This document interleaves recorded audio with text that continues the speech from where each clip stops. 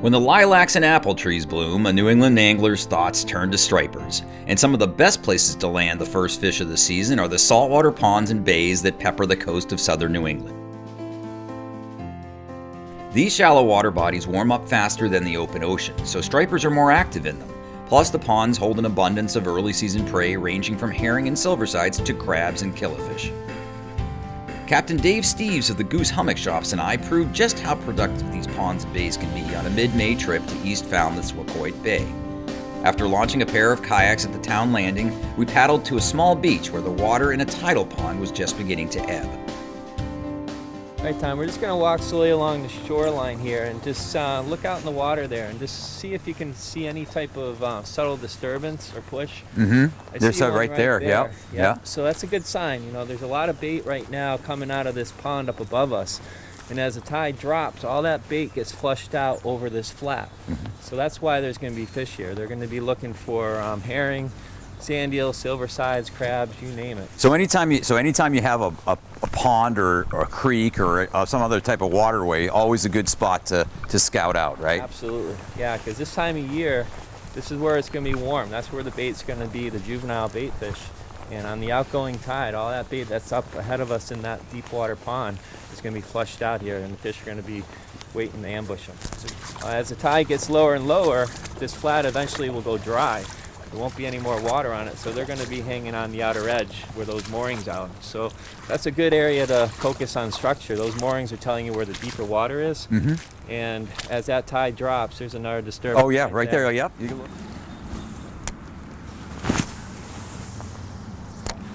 Oh yeah, look at that. I just spooked about 5 fish there.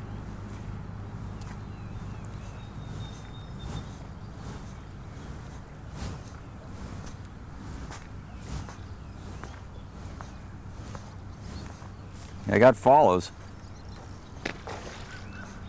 There we go. Following it. Keep it going. Got him. Nice job. Great job. Hey, great job finding the fish. Do you have a magic number when you start fishing the ponds at all? 55. That's my magic number. That's when I usually start finding fish. And that 55 will be this afternoon. It's going to be a nice sunny day. So by the afternoon in the shallower water, it'll definitely get to 55 degrees, so that's why we're here. And when do you find the fish first start filtering into the Cape Cod ponds? You know, typically, I know it varies according to the weather and the temperature, but on average. It's a great question. April 15th, tax day, is when I start. That's a good guideline of when you start seeing a few fish. Sure, you're going to see some holdovers, but April 15th, and depending on the winter, if we have a real mild winter, which we did have this year, you can start seeing more and more fish showing up late April, early May. So we've had a good early start to the season this year. And there's plenty of fish around, and we're starting to see some of the bigger fish, which is great to see, as well as a lot of small fish, which is even better. I'm telling you, every cast. That's a pretty fish.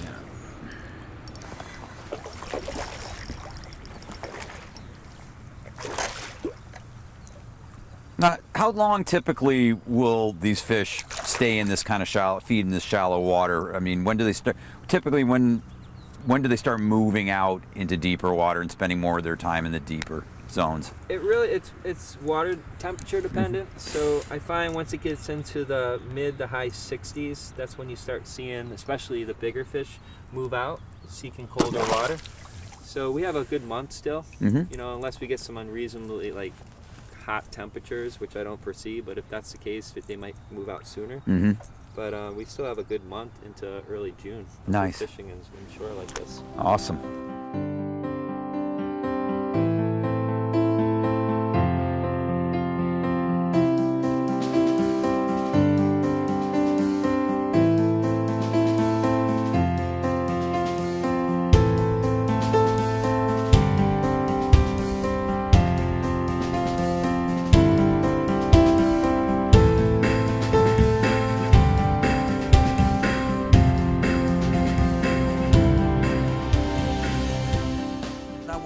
Tell us about the lure that you're using there, or that I'm using, I should say. This is a skitter pop. I really like this lure first thing in the morning or just before dark.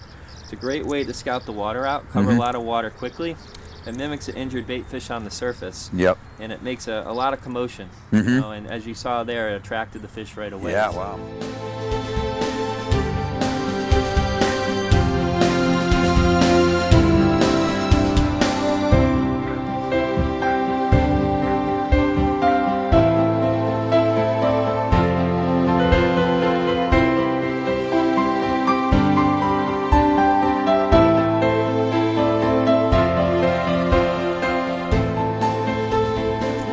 That fish just crushed that Slug-Go, maybe 10 feet from the shore.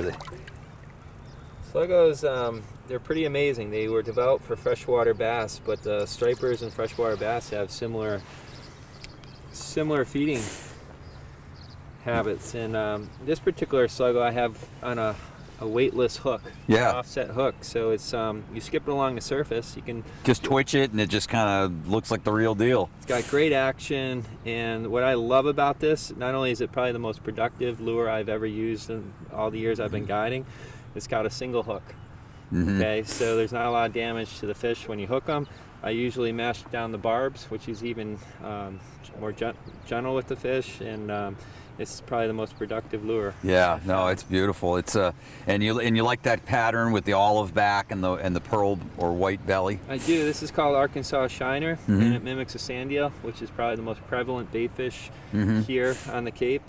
They make all different types of colors too. I like the albino, or pearl they Yep. call it. Yeah, that's Yep. always a great color. Bubblegum. Bubblegum is a great color, especially like on an overcast. Yeah, rainy overcast day. days. Yeah. And if there's just a little surface disturbance, a little windier day, you can skip along the waves Mhm. on the flats, and they're just unbelievable. Yeah, and you can also rig those on a lead head too, right? A little Yeah. lead head jig, just kind of bounce it off the bottom or Exactly. or up and down through the water column too. We might be doing that a little bit later as this tide comes off the flat. We're going to have to fish in more structure, the drop-offs, the edges of the flats, and that's when we'll put like a 1/4 ounce jig head on. So you'll there. just bounce that just right along the edge of that drop off, just as it's going Yep. sloping down. We can cast parallel to it. We can cast out over the edge and bounce it slowly up on top of the edge, and it's a great way to target the stripers in the deeper water. Yeah, and then on this light outfit, this is a lot of fun, and you can throw a light soft plastic a long ways with this setup. Yes, the beauty of these rods,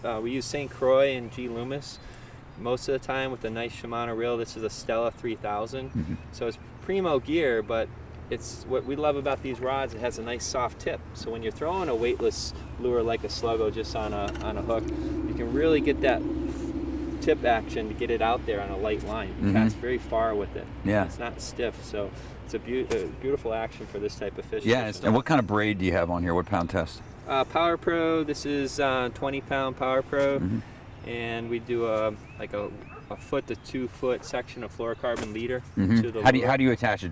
How do you attach the fluorocarbon to the main line? There's 2 ways to do it. Sometimes I'll do a Bimini twist on the braid, and then I'll do either a double uni to the shock leader, or sometimes I'll do what is called a Slim Beauty knot. If I'm using heavier shock, that's a great way to attach a real thin diameter braid to a heavier diameter shock leader. And some people like to use swivels, but I've always found that if you reel too far in to swivel through the guide and you cast, it's going to break the tip off or break one of the guides. So I like a nice low profile knot like the Slim Yeah, Beauty. you can reel it right through the top guides and cast it right through. Yes. Yeah.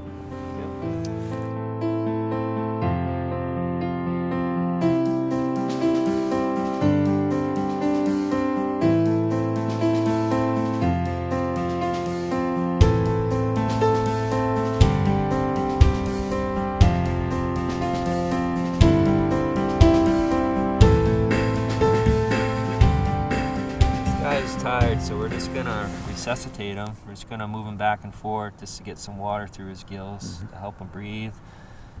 And I always like to release them when they're nice and strong. So when you feel that strong kick of the tail, then you know he's ready to swim off. We have a lot of predators around here, especially seals. So if you let them go too soon and they're not ready, he's ready now. Yeah, he looks And ready. they're more susceptible to the seals. You know, they'll prey on them and, Right. and get to them a little bit easier. So.